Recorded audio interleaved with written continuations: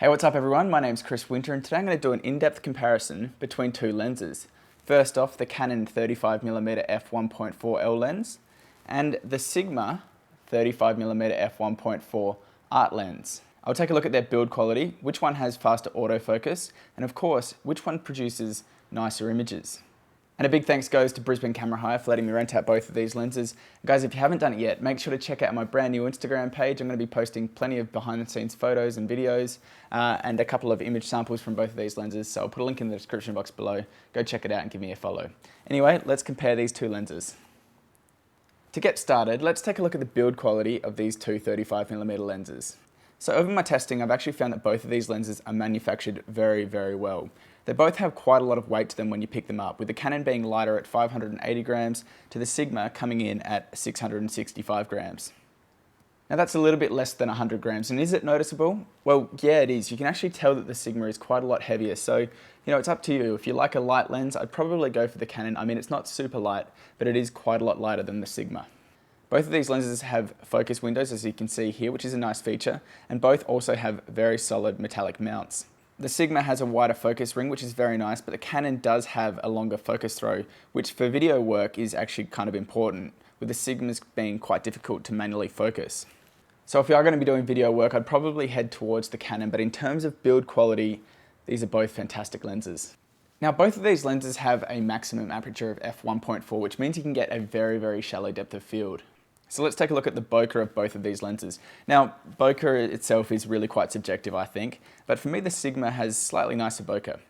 Whereas the Canon has only 8 aperture blades, the Sigma improves on this by having 9 rounded aperture blades, so in theory, you should be getting slightly rounder bokeh. Again, it's all completely subjective, but as you can see from the photos, you'll probably like one or the other. Now, if you want to see way more photos of that bokeh, I'm going to be putting a link in the description box below, so you can go check that out and see a few more different photos.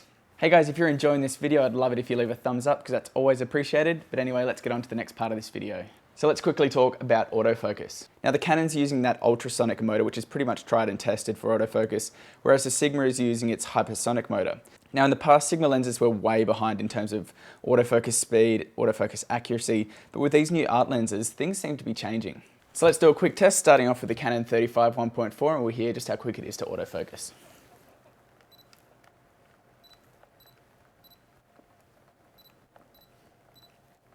It's really quite snappy.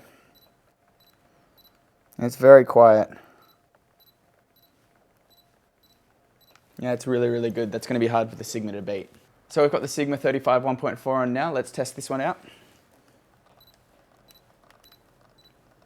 It's a little bit noisier than the Canon. It's just as snappy.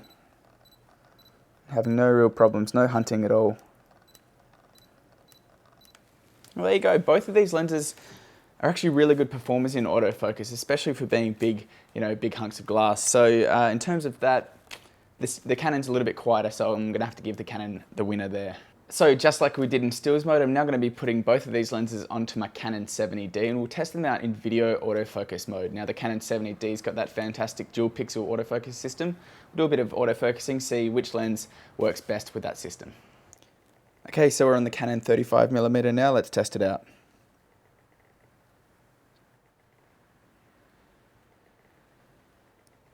Seems to be working really quite well, a little bit slow and a little bit clicky, but really having no problems in terms of autofocus for video work. Let's test out the Sigma now. Okay, so we've got the Sigma now, let's test this one out. Oh, it's noticeably noisier. And no real difference in terms of the speed of autofocus. Okay, so let's do one more video test. We're going to test out the face tracking autofocus test. Got the Canon 35 1.4 on there. We're going to be testing this at f1.4, so it's going to be a little bit challenging for these lenses, but we'll see just how well it can pick it up. Walking up. Seems to be able to pick up my face really quite well. And again, we are shooting at a very shallow depth of field.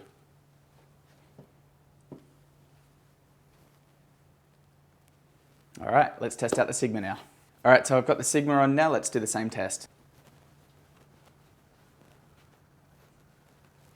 Seems to be working quite well. It's really difficult for me to actually see just how well, it's working, but I guess I'll be able to tell once I get back onto the computer.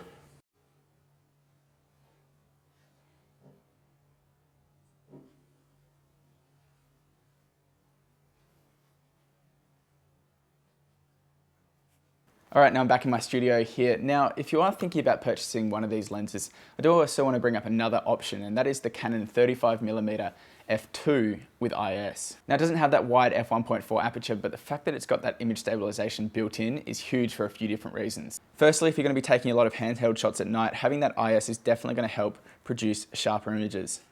And secondly, if you're going to be using any of these lenses for video work, having that image stabilization built in can make a big difference in getting some really nice steady footage. So let's now quickly talk about sharpness.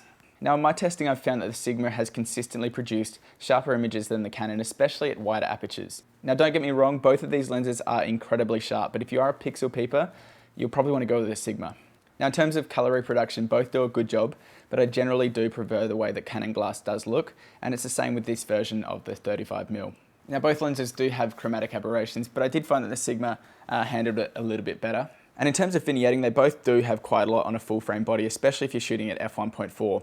But you know what? I've been using these and testing them out on a crop sensor body, so it's not really much of an issue for me. Now again, if you want to see plenty more image samples of these two lenses head to head, I'll put a link in the description box below, so you can go check it out at your own time.